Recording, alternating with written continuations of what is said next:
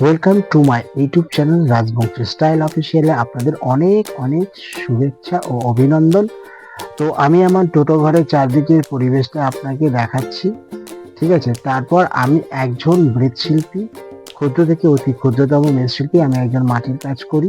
তো আমার মাটির কাজ আপনাদের যদি ভালো লাগে তবে লাইক শেয়ার কমেন্ট করবেন এবং পাশে থাকবেন। আমি আমার পুরো কাজটি করে আপনাদেরকে আমি আবার দ্বিতীয় ভিউ দেখাবো।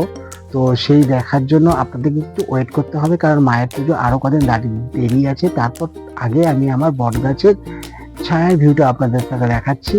তারপরে আমি হাত হাত পা ধুয়ে এইবার এখান থেকে যাব, যেয়ে আবার টোটো নিয়ে বেরোবো রাস্তায়, দেখি যদি কোনো কামাই ধান্দা হয়।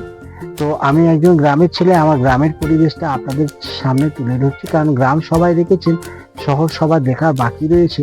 কিন্তু গ্রামের মানুষদেরকে সবাই সহজ সরল মনে করেন, কিন্তু গ্রামের মানুষেরা অতটা সহজ সরল নয়।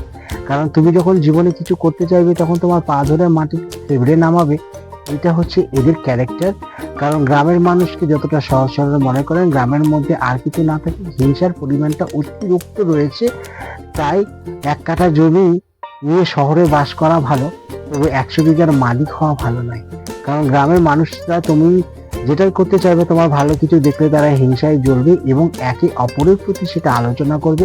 তো রাস্তা দিয়ে আমি আমার বাড়ির দিকে যাচ্ছি, এই আমাদের ঢালাই রাস্তা, ঠিক আছে, দিয়ে যাচ্ছি। তো এই দেখছো এখন দিনের শেষ, সবাই বাড়িতে ঢোকার অপেক্ষায়, হাঁস মুরগি থেকে শুরু করে সবাই। তো আমিও আমার বাড়ির দিকে যাচ্ছি, কিন্তু আমার বাড়িতে আমার স্টে হবে না, তারপর আমি টোটো নিয়ে বেরোবো রাস্তায়।